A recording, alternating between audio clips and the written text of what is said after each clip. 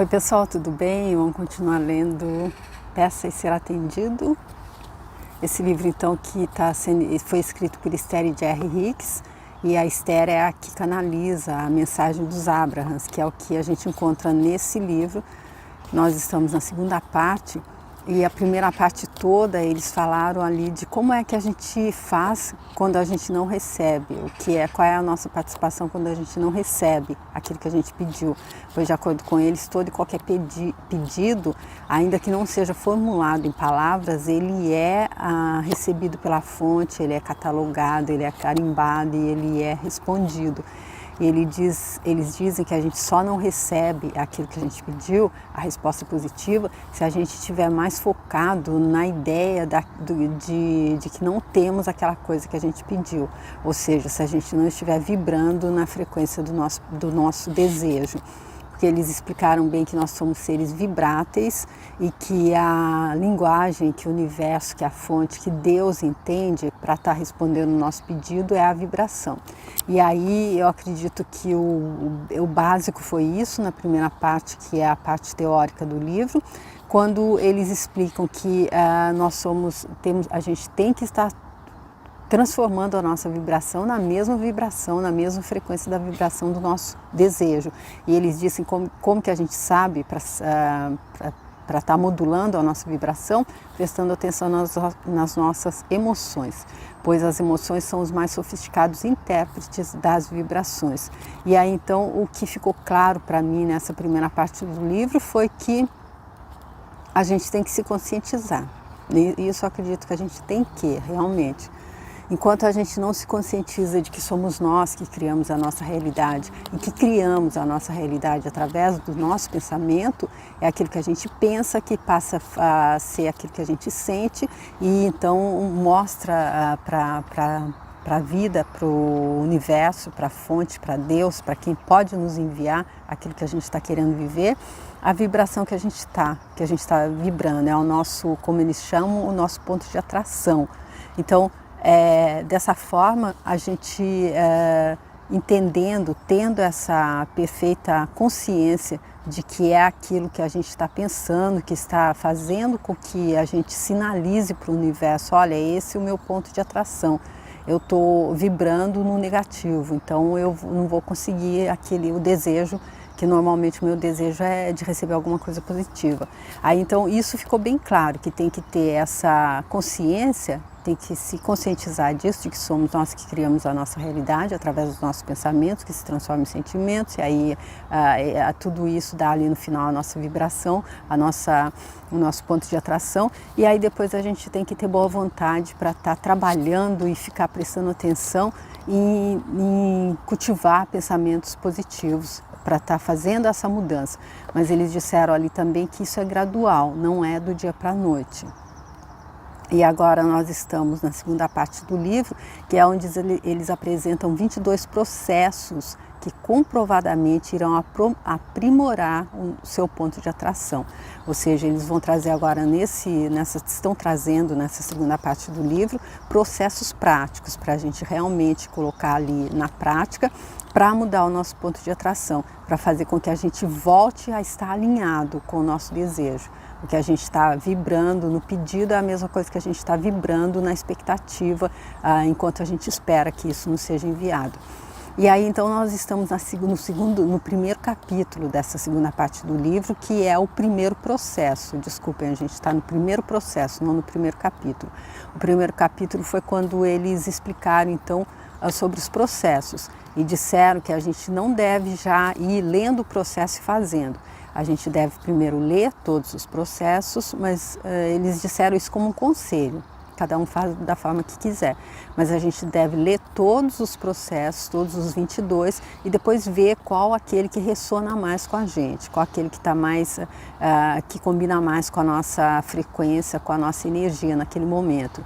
E depois eles também trazem um outro conselho, que se a gente estiver realmente numa situação muito difícil, a gente não deve começar pelos 5 primeiros processos, porque eles são para quem já está mais ou menos na escala emocional bem um pouco lá em cima, está pelo menos conseguindo sentir alegria. Porque se a gente começar, se a gente estiver muito deprimido e começar pelos 5 primeiros processos, a gente vai logo desistir, porque realmente a gente não vai ter condição de fazer, de concluí-los. Aí então eu li no vídeo anterior a primeira parte do primeiro processo, que é a escala da contemplação, onde eles falam como é que a gente pode estar contemplando coisas que nos dão prazer e assim conseguir estar trazendo uma energia positiva para a nossa mente. E aí então vamos ver como é que continua aqui essa segunda parte desse primeiro processo, que é: Abraham, fale-nos mais sobre a escalada da contemplação. Então, é a Esther então, aqui pedindo para os Abrahams explicarem melhor como que é a escalada da contemplação. Vamos lá então. Sempre que você aprecia alguma coisa, elogia algo ou se sente bem com um acontecimento, está dizendo ao universo: um pouco mais disso, por favor. Não é necessário expressar verbalmente.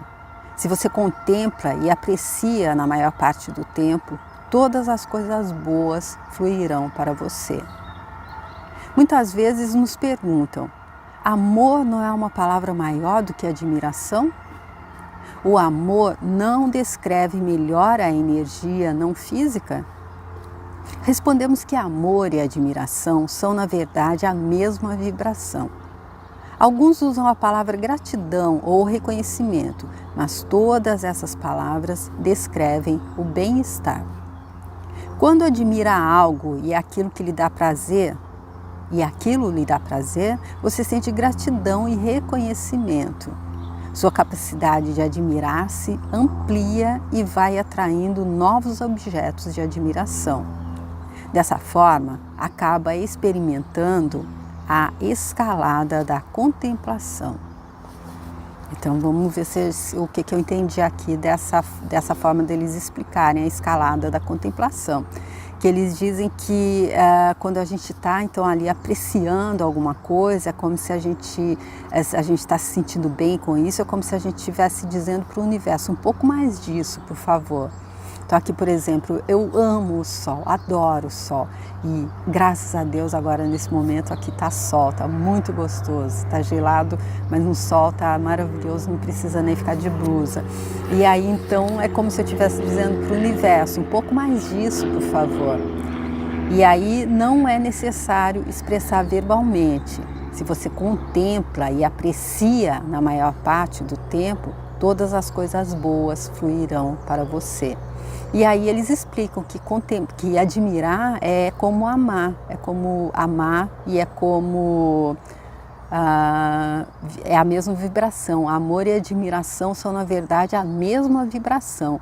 E alguns usam a palavra gratidão ou reconhecimento, mas todas essas palavras descrevem o bem-estar. E como eles já disseram, a nossa essência, o nosso natural, o natural desse universo, dessa nossa realidade é o bem-estar.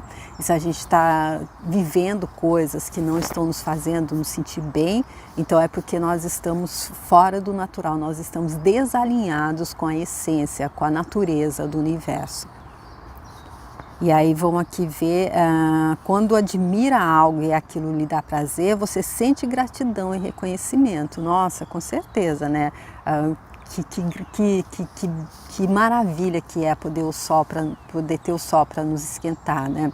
Talvez até quando está muito calor, a gente pode até nem entender isso, porém no frio, no inverno, meu Deus, quando o sol sai, a gente só sente, eu pelo menos, muita gratidão e muito reconhecimento por Deus ter pensado nisso, porque ele podia ter falado: vai lá fazer aquela travessia ali mesmo, vai ali, pode ficar ali na escuridão e no frio mesmo, aí seria bem mais difícil, não é? Sua capacidade de admirar se amplia e vai atraindo novos objetos de admiração. Aí então é aquilo, a escalada, como está dizendo, escalada da contemplação. Assim como eles disseram ali também nas páginas anteriores, que todo e qualquer esforço que a gente fizer para estar mudando a nossa vibração, prestando atenção no que a gente está pensando, deve ser catalogado, deve ser levado em conta. Ainda que a gente pense, eu vou pensar positivo só pelos próximos 17 segundos. E aí a gente já sente um alívio, isso já deve ser computado, a gente já deve se parabenizar. Olha, fui eu que consegui isso, eu prestei atenção, eu fiquei firme ali e consegui sentir um alívio, já não estou assim com tanta raiva, com tanto ressentimento, com tanta mágoa. É uma escalada então. Um outro subitem aqui é, você não pode controlar o que os outros sentem, e eles estão se refraseando, falando de novo. Ali nos capítulos anteriores já teve um subitem parecido com esse, que a gente não pode controlar os outros. A única coisa que a gente pode controlar é o que está dentro da gente. Lá fora a gente não controla nada. Contudo, parece paradoxal, mas a gente deve ser o controle, e o controle conosco mesmos. É difícil admirar pessoas infelizes, intratáveis, desiludidas ou sofridas que lhe dirigem sua emoção negativa. Não se culpe por isso, pois é impossível sentir-se bem diante de alguma coisa de que você não goste. Procure coisas que o façam sentir-se bem, e assim a lei da atração lhe trará mais coisas do mesmo tipo. Tente não agir em função do que os outros pensam a seu respeito. Ao fazer isso, você perde o controle.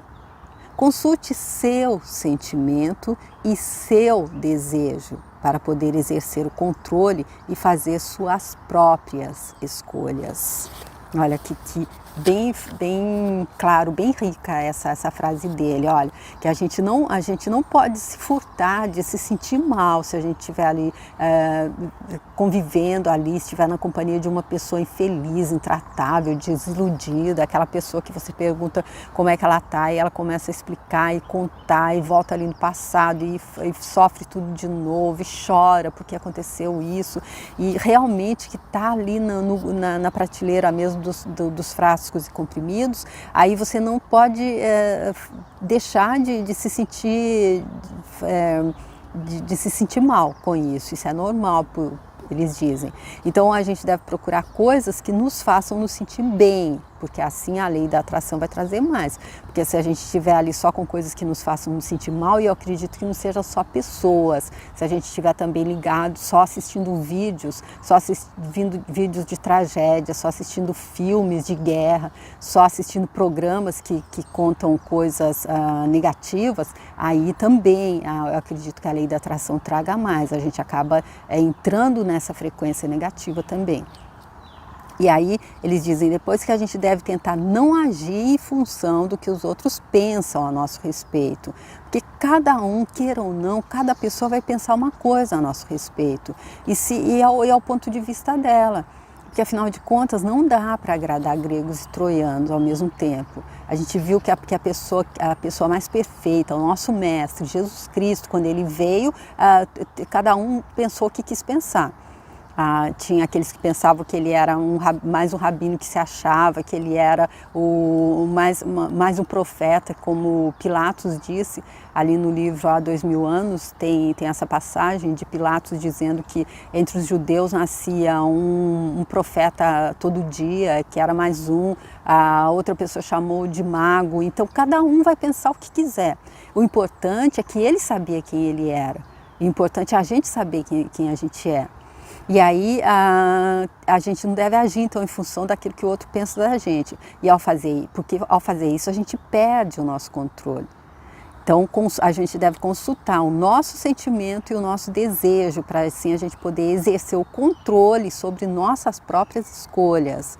E aí eu lembro o livro ali do Napoleão Hill, Mais Esperto que o Diabo, que ele diz que o diabo, que é uma frequência negativa, é o lado escuro da força, ele só existe então na mente de quem cultiva essa negatividade. Porque se Deus é o todo, não existe a contrapartida de Deus. É como se Deus estivesse ali no palco e ele fosse o cantor principal e ele trouxesse, se a gente admite que tem o diabo, teria um outro ali que ia cantar com ele. Não, Deus canta sozinho, o palco é dele, o show é dele. Tudo está em Deus, tudo tem a centelha divina e de Deus a gente contém, nós temos e somos contidos, sabe? Aquelas ali na matemática, no primeiro ano, quando a gente aprendeu ali os grupos, aquelas coisas, aquelas associações, é desse jeito. Nós contemos e somos contidos. Então não tem como ter outra coisa, não tem como existir diabo. Aí ele disse que isso só existe na mente de quem não pensa por si próprio, ou seja, de quem não escolhe, então, fazer com que seu controle das próprias escolhas. Porque se nós somos o controle das nossas escolhas, a gente vai escolher acreditar em uma coisa que seja mais conivente com a vibração que a gente quer estar, não é? Porque se a gente acredita que Deus divide espaço com o diabo, como é que a gente pode entrar em fase com Deus? E aí, com isso, conseguir as benesses, conseguir a resposta positiva para o nosso pedido, não é? Ao decidir que nada é mais importante do que se sentir bem e resolver que vai conscientemente procurar coisas para admirar, você estabelece um circuito entre você e os objetos da admiração. A lei da atração passará a funcionar imediatamente e você começará a procurar mais coisas para admirar. Ou seja, a lei da atração, ela fica ali bem atenta. Então ela vê, olha, ele abriu para admirar, então eu vou trazer mais coisas. Porque isso acontece no negativo, não sei com vocês, mas comigo, quando eu dou o braço para um pensamento negativo e saio com ele, eu olho assim para trás e tem uma fila. Quando eu acordo um pouquinho, não te quero mais, já vem o outro e pega. Então se a gente se identifica com pensamento negativo, com negatividade, é a mesma coisa. A lei da atração está ali, é isso que você está atraindo, é esse o seu ponto de atração, vou trazer mais. Então o conselho deles aqui é que a gente possa conscientemente procurar coisas para admirar. E assim a gente estabelece um circuito entre a gente e os objetos da admiração que faz com que a lei da atração traga mais daquilo. Lembre-se, a admiração é a forma mais fácil e rápida de conectar-se com a energia não física. Se você realmente desejar essa conexão, encontrará dezenas de maneiras de deixar fluir sua admiração. Mais uma vez aqui, então, entra aquela parte, aquele detalhezinho dito por Napoleão Hill no livro Pense em Riqueza. E tanto esse como o Mais Esperto que o Diabo eu fiz, as séries eu deixo aqui se você quiser ver a playlist. Então, ele diz ali que tudo que a gente deseja fazer, primeiro tem que começar com um desejo, que deve virar uma obsessão, e depois a gente tem que pôr a mão na massa e mais uns outros itenzinhos ali que a gente tem que fazer. Mas tudo isso passa por a gente ter vontade. A gente decidir que deu por hoje, a partir de agora eu vou fazer o que se requer para mudar o meu foco de pensamento, para mudar essa... como que diz, esse padrão mental que não está me fazendo criar as coisas que eu desejo viver. Então aqui eles dizendo, se você realmente desejar essa conexão, encontrará dezenas de maneiras de deixar fluir sua admiração. Mas primeiro a gente tem que ter boa vontade, tem que se conscientizar e desejar. Quando perceber que está perturbado com o julgamento alheio, volte a concentrar-se na admiração. Deixe que ela flua através de você. Quanto mais perceber o que não quer, seu desejo em relação ao que realmente quer irá se tornando mais claro. Você agora passou a ser o criador ativo. Então aqui eu acho interessante bem isso que eles estão dizendo, de entender da forma como eles estão dizendo. Quanto mais perceber o que não quer e não mais vibrar no que não quer. Perceber, se a gente percebe que deu por hoje, a gente não escolhe mais viver na falta e na escassez, digamos, aí então o nosso desejo em relação ao que a gente realmente quer viver na abundância e na prosperidade em todos os setores, se torna mais claro. E aí a gente passa a ser o criador ativo. Acredito que seja aquela parte que o professor Hélio Couto diz, que é a gente entra em fase com o todo, e aí como Napoleão Hill explica ali no livro Mais Esperto que o Diabo também, quando ele entrou em fase com o todo, que ele chama de outro eu dele, tudo, ele foi sendo guiado como se ele estivesse com um ponto eletrônico no ouvido e foi sendo dito, ó, vai por aqui, entra ali, vai, não tem um centavo, vai, entra e pede a suíte mais cara do hotel, do melhor hotel da cidade, e quando ele saiu, terminou a estadia, ele tinha o dinheiro para pagar. Para a vida, não interessa o amanhã, mas o agora. Para a vida, importa como você está moldando a energia neste momento. Por quê? Porque o agora é a única coisa que existe. Todo lugar é aqui, todo momento é agora, é a única coisa que existe. E é no agora que a gente está criando o amanhã, que quando chegar amanhã já vai ser agora. A gente vai viver aquilo que a gente está vibrando, aquilo que a gente está pensando, aquilo que a gente está, então, sentindo hoje, agora. Então isso é interessante. Para a vida, importa como você está moldando a energia neste momento. Porque o que está acontecendo com a gente, que a gente já moldou a energia no passado, não é mais importante. O que a gente deve fazer é daqui para frente. Eles dizem aqui no livro também, em um dos capítulos anteriores, que não importa em que ponto a gente esteja, a gente despertou.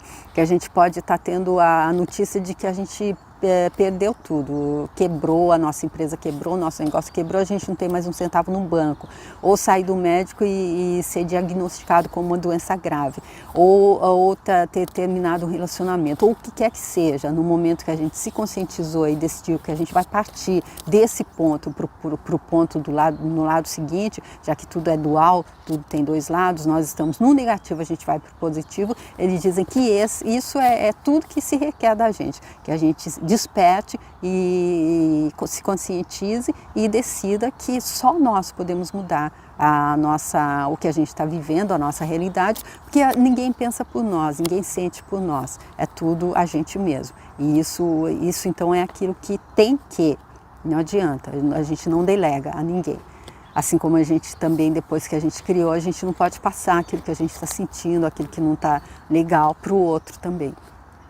Tá bom, gente? Assim terminou então aqui o primeiro processo dessa escala, que foi a escalada da contemplação, e nós vamos no próximo vídeo falar então o segundo processo, ler então o segundo processo, ou pelo menos parte dele, não sei se é muito longo, ou se vai dar para ler de uma vez só, que é Caixa de Criação Mágica. Uau, isso aqui até o nome já dá para ver, porque eles disseram que na informação desses processos, que esses processos eles podem, com certeza, você terá a chave para ser bem sucedido, depende da capacidade de se libertar da sua resistência, não é isso.